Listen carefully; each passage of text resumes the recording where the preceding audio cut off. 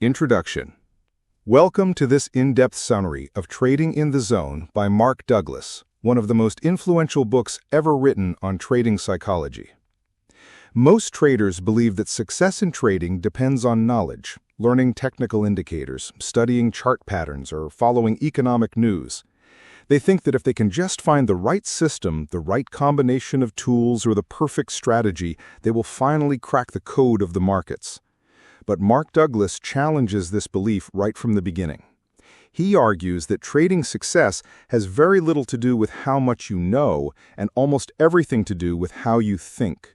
Trading is not a puzzle to be solved. It is a probability game, much like casino gambling.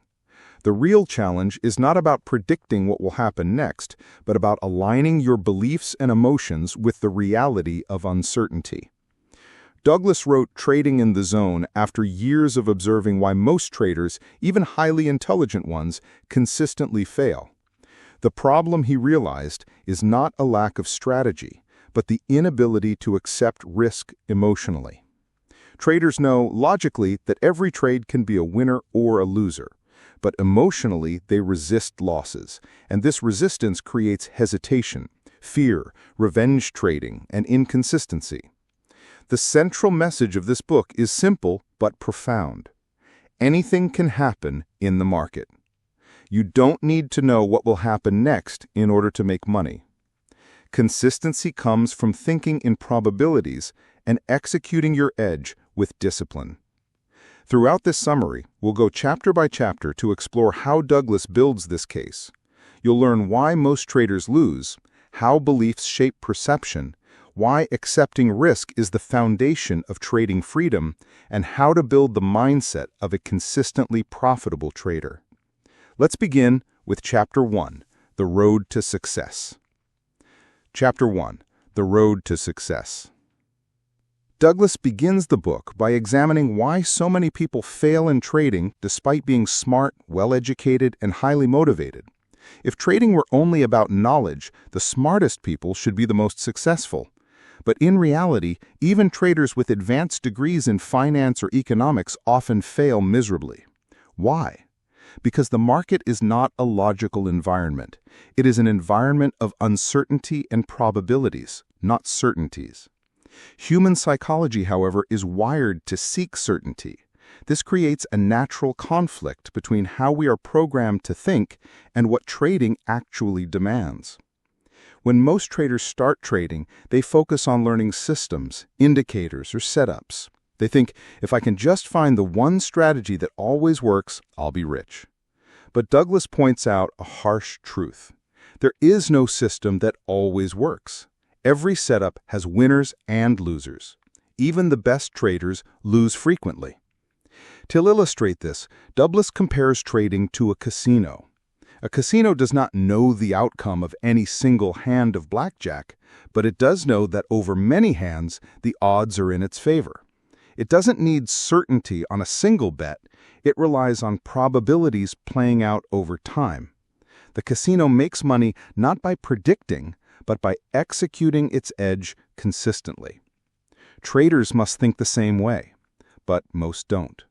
They place a trade and then hope it wins. When it doesn't, they feel betrayed or anxious. This emotional attachment to single outcomes is exactly what keeps them inconsistent. Douglas emphasizes that the journey to trading success begins with a shift in mindset. Stop trying to predict what will happen next. Start thinking in probabilities, just like a casino. Accept that you can lose on any given trade, and it doesn't matter, because success comes from a series of trades, not one. He also highlights the role of self-sabotage. Many traders unconsciously sabotage themselves because they haven't reprogrammed their mental framework. For example, a trader may know they should cut losses quickly, but when the time comes, they freeze and let the loss grow. Why? Because deep down they cannot accept being wrong. The road to success, Douglas says, is paved with new mental habits: responsibility, owning every decision you make in the market; acceptance, understanding that losing is normal and necessary; consistency, focusing on execution, not outcome. He closes the chapter with a powerful message. Successful trading is not about being right more often than wrong. It is about developing the mindset of a professional who sees losses as routine, who plays the probabilities, and who never allows emotions to dictate execution. In short, the first step on the road to success is not about learning a new system, but about retraining your mind to think like a casino, not a gambler. Chapter 2. The Lure and the Dangers of Trading. Trading has a powerful appeal. For many, it represents freedom, financial freedom, time freedom, and the ability to be independent of a boss or a company. The idea that you can sit in front of a computer, make a few trades, and earn more in a day than others earn in weeks is incredibly seductive. Mark Douglas calls this the lure of trading. But the very things that make trading so attractive are also what make it dangerous. Unlike most professions, trading has no formal rules, no bosses, no boundaries, and no guaranteed income. You are free to do whatever you want, and that freedom can quickly become your worst enemy. The illusion of unlimited opportunity. When new traders enter the markets, they see an ocean of possibilities. Every tick, every price move, every chart looks like an opportunity to make money. The lure is strong. I can just act fast and catch the move. This mindset leads to overtrading. Douglas explains that trading without structure is like walking into a casino with no plan. The flashing lights and sounds of winning slot machines lure you into playing more and more until you're broke. Similarly, the constant motion of the market seduces traders into taking trade after trade without discipline. The danger of no external boundaries. In most jobs, there are rules.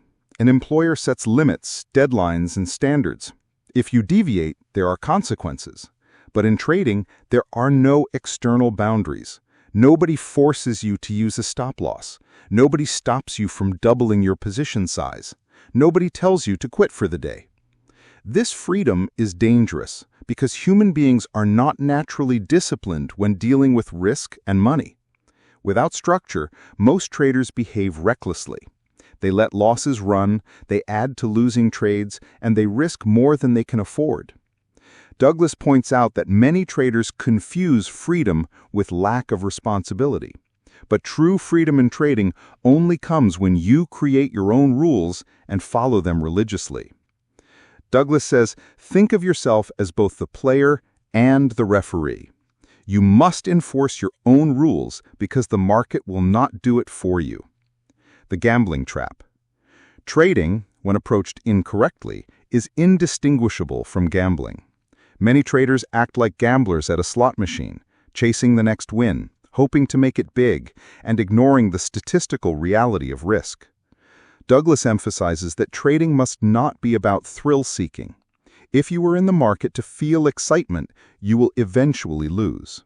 Professional traders are not gamblers. They are risk managers who understand that trading is about probabilities, not adrenaline. Revenge trading and emotional spiral. One of the most common dangers is revenge trading. Imagine a trader who takes a loss. Instead of accepting it as part of the game, they get angry and immediately place another trade, hoping to win back what they lost. This emotional spiral almost always ends in disaster.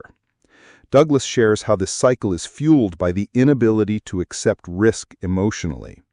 The trader knows intellectually that losses are normal, but emotionally they refuse to accept being wrong. This creates reckless decision-making and magnifies losses. The lesson of discipline. The lure of trading is the promise of freedom, but freedom without discipline equals destruction. The market does not care who you are, how much money you want, or how badly you need a win. It simply provides opportunities. The traders who survive are those who learn to impose self-discipline. They set rules for risk, for entries and for exits, and they follow them, regardless of how they feel in the moment. Douglas says, think of yourself as both the player and the referee. You must enforce your own rules because the market will not do it for you. Chapter 2 Recap. The market lures traders with freedom and opportunity, but this same freedom is dangerous. Without external rules, traders fall into overtrading, gambling, and revenge trading.